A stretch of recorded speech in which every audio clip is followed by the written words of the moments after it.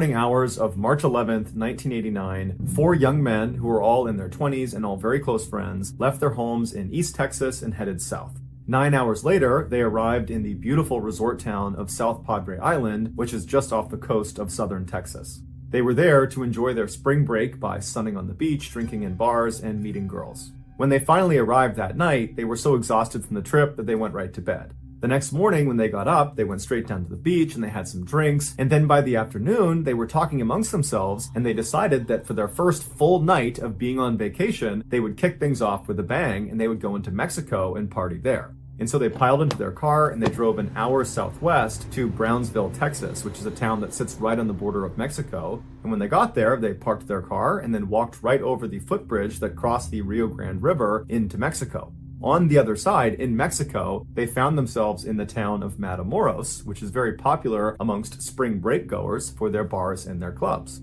And so the four friends got a quick bite to eat at a hamburger joint, and then they made their way into the bars and the clubs, and they danced and they drank for hours. And then at some point, they got tired and left the bar scene. They crossed over the footbridge back into the US and made their way back to their hotel in South Padre Island.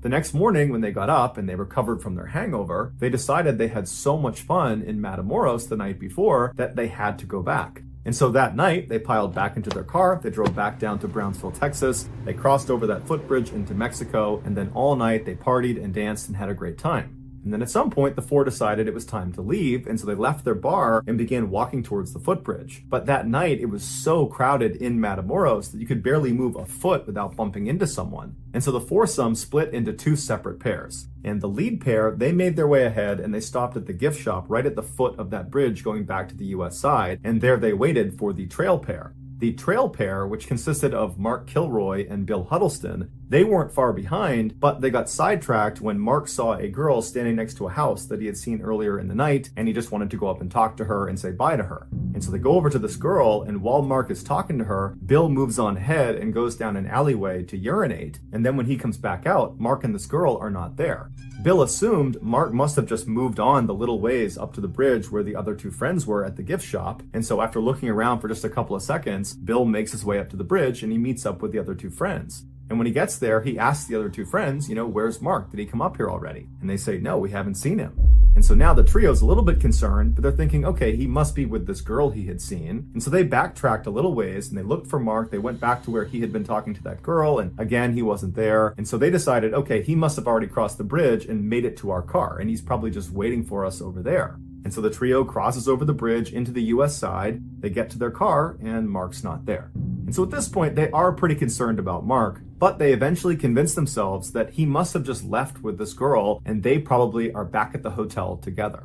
And so after a little while, the trio decides, let's just go back to the hotel, we're bound to find Mark. And so they drive all the way back to South Padre Island, they get to their hotel room and Mark's not there, but again, they tell themselves he's not here because he's probably with this girl in another room, and so they don't worry about him, they go to bed, but the next morning, when Mark still had not come back to the hotel room, they decide, you know what, something's wrong here, we have to tell police. And so they file a missing person report, but the police get so many of these about spring breakers who go missing in Matamoros that they don't really take them seriously at first, because typically the missing person will just show up 24 hours later with a horrible hangover and no memory of how they got back from Matamoros. And so the police were expecting this to happen with Mark, but after 24 hours, when Mark didn't show up with a bad hangover, they were convinced that something had happened to him, and American and Mexican police suspected foul play because Matamoros and the surrounding areas are not exactly safe for tourists, but they didn't have any leads, and so Mark's case languished. 3 weeks later, a drug smuggler drove through a police checkpoint without stopping just outside of Matamoros. And so the police pursued him, and this guy ultimately stopped at this secluded ranch up in the mountains. After the police arrested the smuggler, they noticed a ranch worker was standing nearby, and on a whim, they showed him a picture of Mark and said, hey, have you seen this guy? And the worker, despite being scared and not really sure what to do, he said to police, yeah, I have seen him here. The smuggler and his friends, they brought him here in handcuffs. And then the worker turned around and pointed up the mountain towards the shack. It was about 400 yards up the mountain, and he said that's where they took him. And so authorities began walking up the hillside towards the shack, and when they got about 100 yards away, they saw this big metal cauldron sitting on the front stoop of the shack. And then when they got about 50 yards away, they were hit with this horrible smell of death and decay. And then when they got right up in front of the shack and could see inside of this cauldron and inside of the shack itself, what they saw was so gruesome and horrible that even the most senior and grizzled responding officers were totally shaken up by it. Under intense questioning, the drug smuggler that had originally led police up to the secluded ranch and the shack admitted that he was a part of a gang and that his gang had taken Mark. 3 weeks earlier, while Bill was urinating in that alleyway, Mark spoke to that girl he wanted to see, and then she went off, and then Mark was left standing alone waiting for Bill to come back. And while he was waiting, a man on the street parked in a red truck yelled out to him to come over. He needed help or something. He lured him to the truck. And so Mark went over to the truck, and then right when he asked the man, what do you need? 2 men, one of which included this drug smuggler, jumped out from behind a building and tried to grab Mark and put him inside of this red truck. Mark was a very fit, big, athletic guy, and so he was able to fight the 2 men off and then took off running down the road. But he only made it about 2 blocks when another car full of gangsters showed up, cut him off, and then at gunpoint got him to come into the second vehicle. So once he was restrained inside of this vehicle, they drove him out of the town of Matamoros onto some backcountry roads up into the mountains to this secluded ranch where they left him overnight in the car. The next morning, the gang members came back out and they wrapped duct tape around Mark's mouth and his whole face and his eyes. They just left a little slit around his nostrils so he could breathe. And then they pulled him out of the vehicle with his hands tied behind his back and they walked him up the hill to that shack. This gang that had abducted Mark, that this drug smuggler was a part of, was more like a cult. And this cult was led by a man named Constanzo, who practiced a form of black magic called Palo. Constanzo would perform Palo rituals, which he claimed to his followers would make he and all of them invincible. These rituals, which took place in the shack up in the mountains, involved human sacrifice. Constanzo would tell his followers that these people who were going to be sacrificed, they didn't just need to die, they needed to die screaming. Because Constanzo believed the more agony he inflicted on his victims before they ultimately died and were sacrificed to the gods, the more power the gods would grant to he and his followers. And so the people who got kidnapped and marched up to that shack to be sacrificed were subjected to unspeakable atrocities, and Mark had been selected to be the next ritual sacrifice. After Mark was led out of the vehicle with his face all taped up, he was walked up to that shack where he spent several horrifying hours with Constanzo and his cronies, and then at some point Mark was killed when a machete was brought down on the back of his neck. Afterwards, Mark's brain was removed and placed into their sacred cauldron and boiled, and then Mark's legs were removed, and then a long wire was inserted into Mark's torso and fished around inside of him until they hooked it onto his spinal column, and then they buried his torso and his legs, and they left that wire protruding from his body up out of the dirt. There was basically a lead poking out of the ground, and the reason they did that was because later on, they could just pull on that wire and pull up Mark's bones and use his bones to make jewelry. Mark's body was one of 15 discovered in and around this shack. The total number of people that Constanzo and his cult ritualistically murdered is at least 16, but believed to be closer to 26. However, the police were not able to get the official number from Constanzo because Constanzo had his followers shoot and kill him before the police could get to him. 5 other cult members were ultimately convicted for their roles in the cult's murders, and they were each given a sentence of over 60 years in prison. The next and final story of today's episode is called The Most Feared Girl in Mexico. The Sierra Madre Oriental is a major mountain range that starts on the southern border of Texas and Mexico and cuts 700 miles south through the northeastern section of Mexico. About halfway down this mountain range on the eastern face lies a series of caves. And situated below these caves at the foot of the mountains are several small villages that are very isolated, and they're populated primarily with illiterate poor farmers. One night back in May of 1963, a 14-year-old boy named Sebastian Guerrero, who lived in one of these small isolated villages, decided to go for a walk up in the mountains, and he wanted to go explore the different caves. Now, this was something he did fairly regularly because there was a local rumor that there was actually hidden treasure in these different caves. Now, it's unclear if Sebastian literally believed that, or if that was just kind of an excuse to go have a look around himself. But regardless, he headed out of his house and he began walking up the mountain towards these caves. The entrance to these caves were a couple hundred feet up the mountainside, and then each of the various entrances, which ranged in size from fairly small to enormous, were spread out a couple of miles in each direction.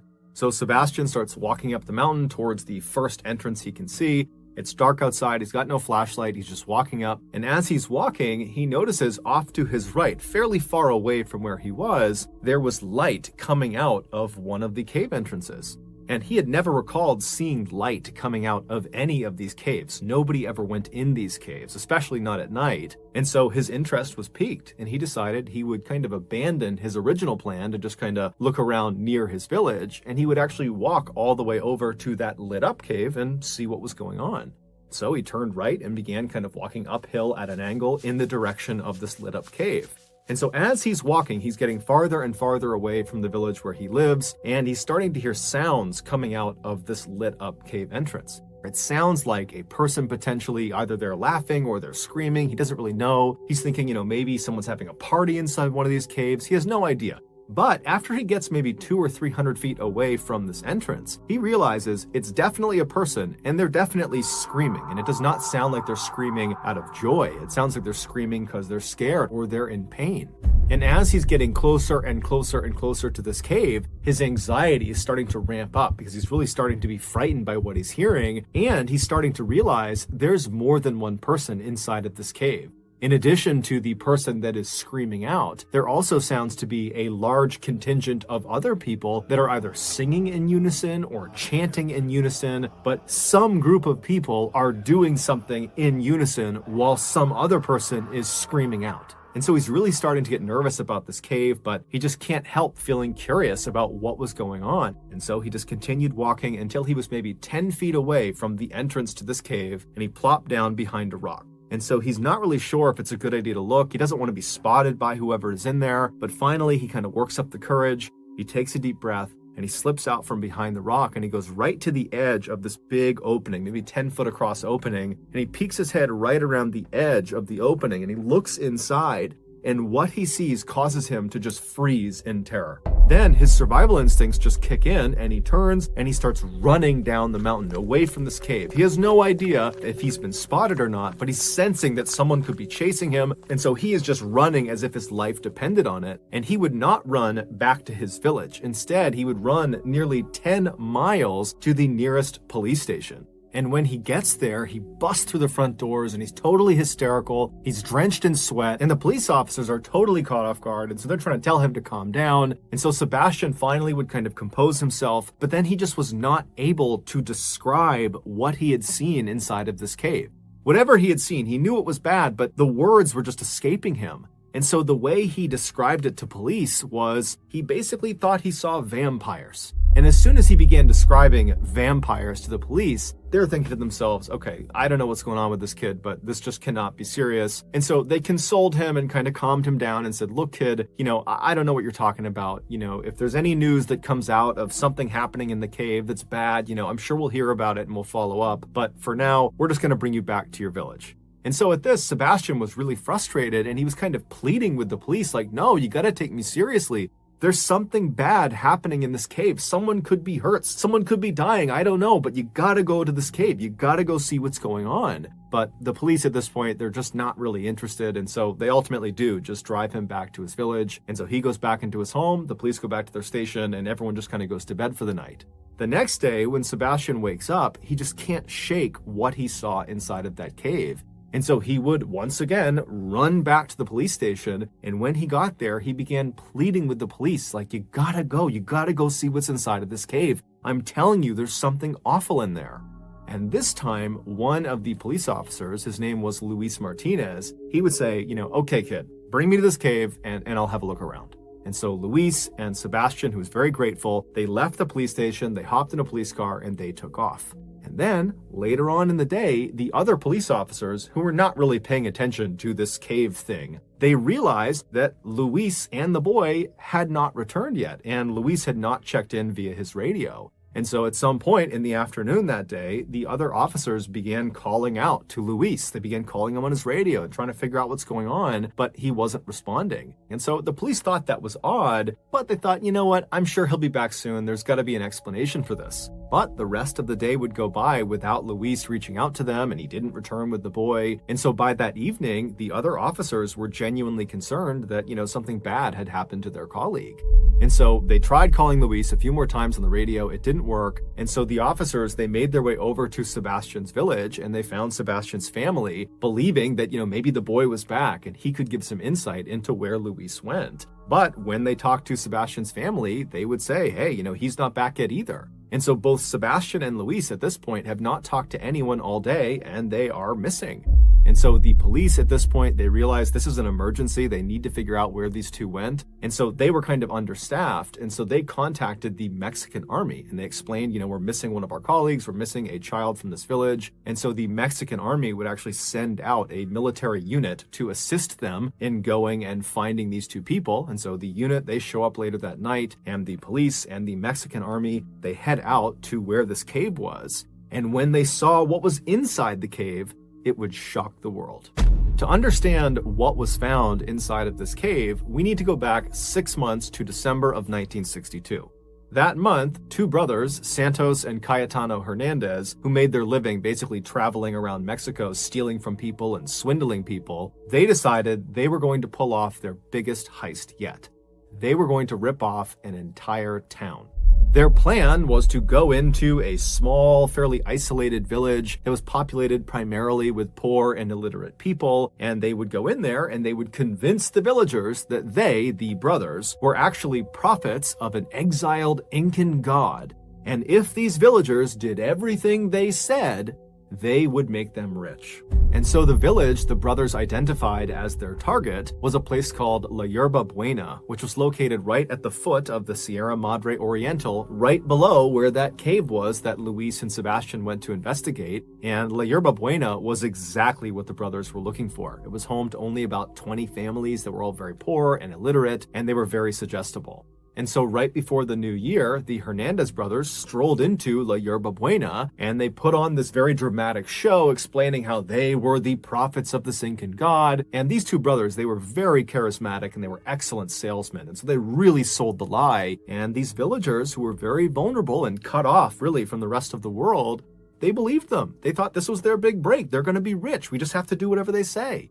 And so almost immediately, the villagers effectively became the Hernandez brothers' slaves. They would give them anything they wanted and do anything they wanted. But after a couple of months of this, some of the villagers started to be frustrated with the Hernandez brothers, the prophets, because it seemed like they were not really working towards making the villagers rich. Instead, it just seemed like they were horribly mistreating the villagers. And it just didn't feel like this was a relationship that was benefiting the villagers.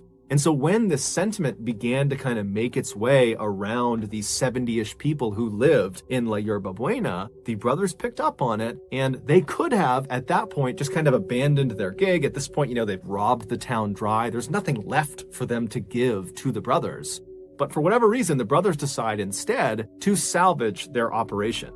And so the brothers, they leave the village and they go to a city that's relatively close by, and they recruit this young woman named Magdalena Solis. She was a prostitute, and they tell her, hey, we have this con we're doing in La Yerba Buena where we're pretending to be prophets of this Incan god, and they're starting not to believe our lie. And so we need you, if you're willing, to come with us and pretend to be an actual Incan goddess. And so when you show up, they'll know that we were serious, that we have a direct line to the Incan gods and goddesses, and they'll believe us again, and they'll fall back in line. And so Magdalena, she likes the idea of participating in this con, and so she agrees to do it in exchange for some money. And so she, along with the Hernandez brothers and Magdalena's brother, his name was Eliezer, and he functioned as her pimp, those four people, they went back to Yerba Buena. And when they got there, the Hernandez brothers snuck Magdalena past all the villagers up to that cave up in the mountains. And they put her in the back of the cave, they kind of hid her behind some rocks, and they dressed her up in an Incan goddess costume. And then once she was in there, the brothers went back down to the village and they rounded all the villagers up and said, come on, let's go up to the cave. We have a special ceremony for you. And so the villagers made their way up to this cave, and once they were all inside, the Hernandez brothers used some basic magic tricks and created basically a smoke screen. Once they had this smoke screen kind of billowing in the back of the cave, They secretly signaled to Magdalena, who was behind the smoke screen, and she knew that was her cue, and she leapt through the smoke and she presented herself to the villagers for the first time, and she declared herself to be a reincarnated Incan goddess, and if you don't do what I tell you to do, I'm going to kill you. And so the message she was sending to the villagers was so intense, they completely believed that this was an Incan goddess, and therefore this was not a ruse. The brothers were not lying to them. This was all very real. There's a real goddess in front of us. And so they immediately fell right back in line. The plan worked exactly as the brothers wanted it to. However, there was an element of their plan they could not possibly have accounted for, and that was what Magdalena did next. Even though Magdalena was fully aware that what she was getting herself into was an act, it was a con, it was not real. Despite that, as soon as she jumped through the smoke and was standing in front of the villagers for the first time and saw the looks on these people's faces as they stared up at her and she saw their reverence for her, it had this profound impact on her. This is a woman who's never had control in her life. She's been a prostitute since a young age, and here she is, the most powerful person in the room, and it's not even close. And it got to her head. And so when she left the cave that night, she literally believed she was a reincarnated Incan goddess, and she was not a merciful one. Within the first few days of her stay at La Yerba Buena, Magdalena used threats of violence on the villagers to completely take over the village. She very easily supplanted the Hernandez brothers at the top of the power structure. Now, the Hernandez brothers probably were quite surprised to see this happen because they were expecting Magdalena to play more of a prop role to keep them in power, not the other way around. But ultimately, they kind of just went along with it because through Magdalena's control over the villagers, they were able to continue to exploit the villagers, and so they were getting what they wanted out of this relationship. Within a few weeks of being in La Yerba Buena, Magdalena was not only abusing every villager in every horrible way imaginable, she also was becoming completely delusional. She convinced herself that in order to survive, she needed to start drinking blood. And so she demanded all the villagers provide her with blood. And so in fear of retribution, the villagers began slaughtering all of their farm animals and their own pets so Magdalena could drink their blood. For weeks and weeks and weeks, the horrible abuse Magdalena would dole out on the villagers would continue, and these blood rituals would continue. And then finally, sometime in April, 2 of the villagers decided, you know what, I've had enough. I don't believe Magdalena is actually an Incan goddess. I don't believe the Hernandez brothers are actually prophets. I think this is all a scam. And so they decided the way they would handle this is they were just going to flee the village. Now, somehow their plans to run away got out, and the Hernandez brothers found out about it, and they, in turn, told Magdalena about it, and when she heard the news, she immediately told everyone in the village to make their way up to the cave for a special ceremony. So all the villagers, including the 2 people that were planning on running away, they made their way up to the cave, and once everyone was inside, Magdalena walked to the front of the group, and she pointed at the 2 dissenters, the 2 people that were planning on running, and she demanded that the rest of the villagers kill them. And on the spot, all of the other villagers jumped on top of the 2 dissenters and they lynched them. They beat them to death in the cave. And then after these 2 people have been killed, Magdalena orders their bodies be strung up on these 2 pikes she had set up in the back of the cave because she knew what she was going to be doing up in this cave. And so after these 2 bodies were strung up on these pikes, Magdalena grabs a chalice and she walks over to these 2 bodies and she presses the chalice up against their bodies where they're bleeding from, and she fills it up and then she drinks from the chalice. And at this point, everything changed. Suddenly, Magdalena understood that it wasn't good enough to just be drinking animal blood. That was not enough to keep her, a goddess, alive. She now could only consume human blood. And so for the next several weeks, periodically, Magdalena would order everyone in the village to go back up to the cave for a blood ritual, which they all knew what this entailed. This no longer had anything to do with animals. This was human blood rituals. She would order them up and they would have no idea who was going to be the sacrifice. And so all these people, they get inside this dark cave, and then Magdalena shows up and she stands in front of them, and after kind of looking them over, she identifies her next sacrifice, and out of fear, the other villagers, who were the friends and family of the victim, would launch themselves on top of the chosen sacrifice and lynch them in the cave. And then afterwards, their body would be strung up on one of the pikes, and Magdalena would walk over with her chalice, she would fill it with blood, and she would drink it. On a trip so far from home, I see a boy who's smiling just for me. In his eyes I see my dreams ignite. In that moment my heart takes flight. With every step the world feels new. I feel the spark, it's something true. Across the miles he stands so near. Together now there's nothing to fear. I found my love on distant shores. No more searching, I'm sure what's yours. Hand in hand we'll write our song in this journey where we both belong.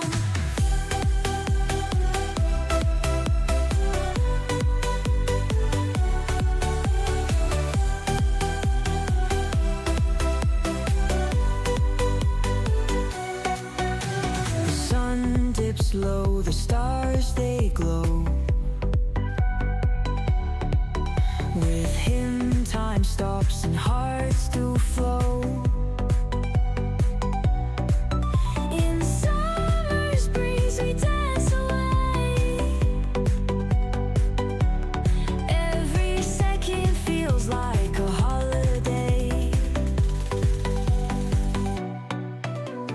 Paths cross destiny, sweet chance. A boy who taught my heart to dance. In his smile I found my way. Love's arrival in the light of day. I found my love on distant shores.